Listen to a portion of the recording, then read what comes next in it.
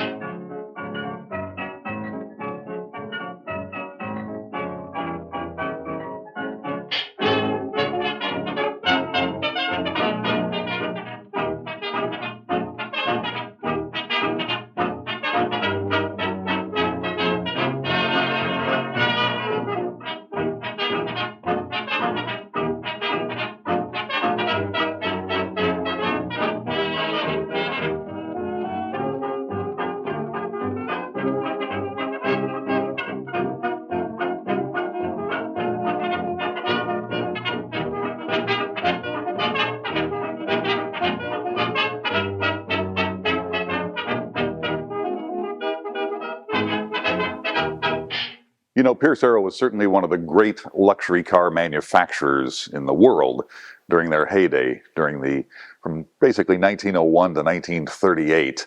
And they never compromised. Pierce Arrow would never compromise quality of their cars. They were never a high production car. I think their biggest production year was 1929, right before the crash, when they made around 9,000 cars. And you look at that and you say, how could a company stay in business only making 9,000 cars? Well, Pierce did have a tough go of it, but of course they were appealing to what we now call the one percenters, people who had plenty of money and wanted the best they could buy. And the Pierce was certainly among the best automobiles built of that era. They were distinctive, of course, for the headlights being integrated into the fenders, and that became the Pierce Arrow trademark. And they were actually illegal in New York, I believe. You had to have regular outboard headlights in New York, but everywhere else you had these outside headlights. So this is 1931. It is distinctively Pierce, and this is a Model 42, and it's on a 142-inch wheelbase. It's really a lovely car throughout, and the neat thing about this car is that it is original and unrestored. It has merely been preserved. And how that was done is that it's had one owner for the last 65 years. In 1960, a friend of mine, George Chobin, came to a used car lot in Portland, Oregon, and found this car sitting on the used car lot. He bought the car. I don't know what he paid for it, but I imagine it was not a lot since it was an old used car at that point, a 30-year-old used car at that point. So he kept it, though, and he drove it occasionally. He loved it. It was actually at his wedding in December of 1960. The car was at his wedding. And he really loved this car. It was among many other classics that he had. And George was one of those guys who was a little bit ahead of his time. He realized that this was not just an old used car in 1960. He knew it was a significant automobile. An automobile is the word to use with this. It was significant, and he knew it should be preserved. And he told me that. I knew him for about 30 years. And he's always told me, he said, Dave, I'm not restoring cars, I'm preserving them. And thank goodness he preserved this one. This is now one of 4 of these Model 42 convertible coupes that are known by the Pierce Arrow Society. And I would hedge the guess that it is probably the last completely unrestored car. It had some paint done, and I think this was before George even bought the car. I believe it was sold in Portland originally. It had a owner in Southwest Washington State before it went to the used car lot. There's a key fob that shows the previous owner's name. There are also some receipts from the Department of Motor Vehicles in 1948 here in Oregon with inspections. So I have history on this car back to 1948, but certainly it's very well known since 1960, since it was in George's collection. The car starts easily, it runs well, it just does everything you would hope a Pierce would do. It's showing 96,000 miles on the odometer. George was mechanically apt. He always kept the car maintained. It runs well. It just kind of does everything you would expect it to do. It is certainly a beautiful body style. This convertible coupe, it gives you the best of both worlds. It's an open car when you want it to be. You can put the top up, which by the way is original. This is the original top from 1931. And you can roll up the windows and you have a nice snug closed car as well. It does have the rumble seat in the back, so you can take 2 extra people with you, or 3 if they're small or if they're kids. So it's a family car, a fun car that you can really have some fun with.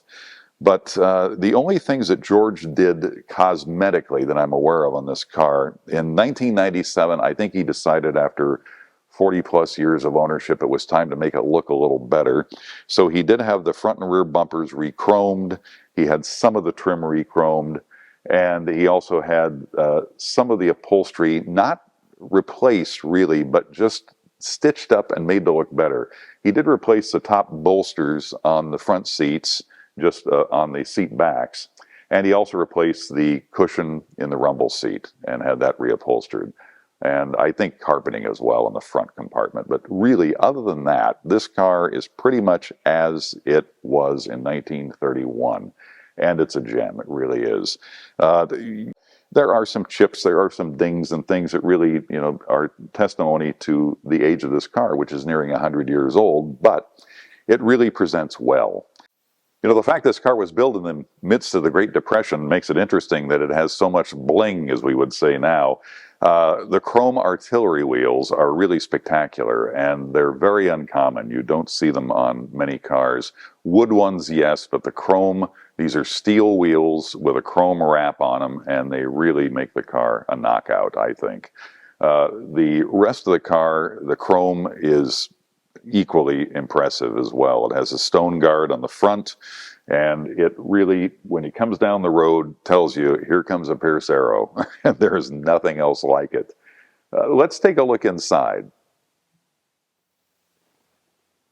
This car, of course, is wood frame. There's wood framing throughout, and it is really solid, and it doesn't sag. The door closes really easily and securely. It's wood throughout is really, really nice.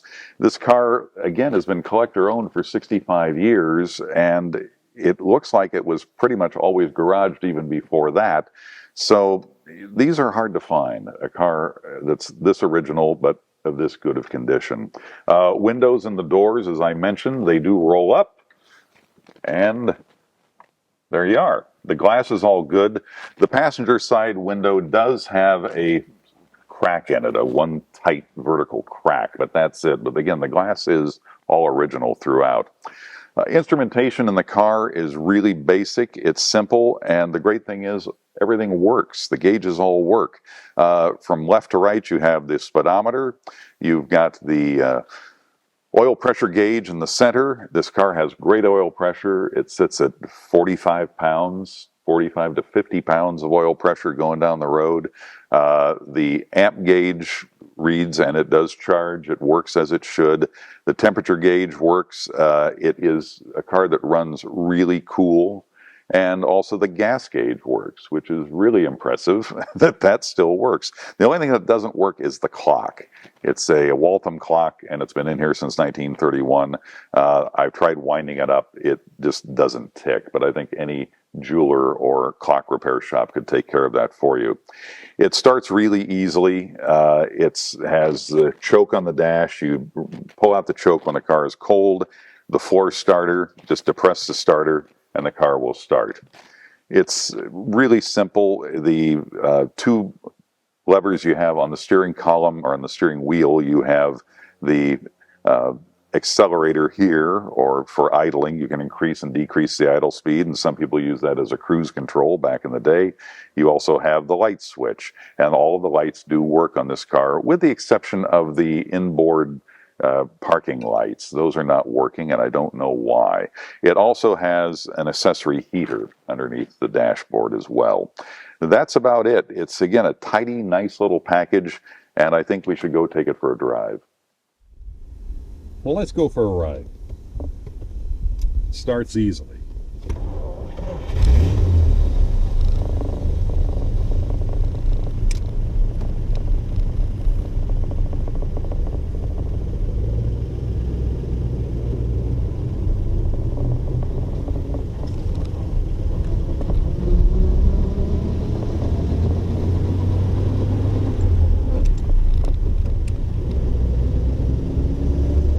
Three-speed transmission, it shifts easily.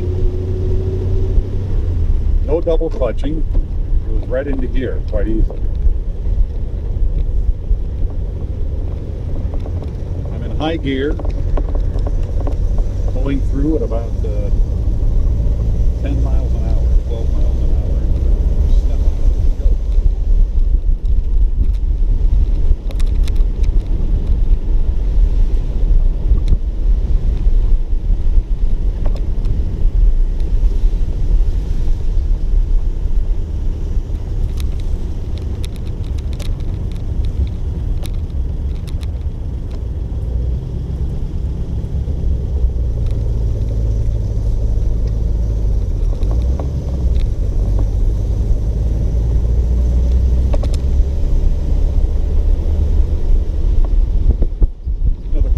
Pierce-Arrow, you can even feel in this car some 94 years later after it was built. It's really quite amazing. It holds the road well, it steers easily, and it's just really a pleasure to drive.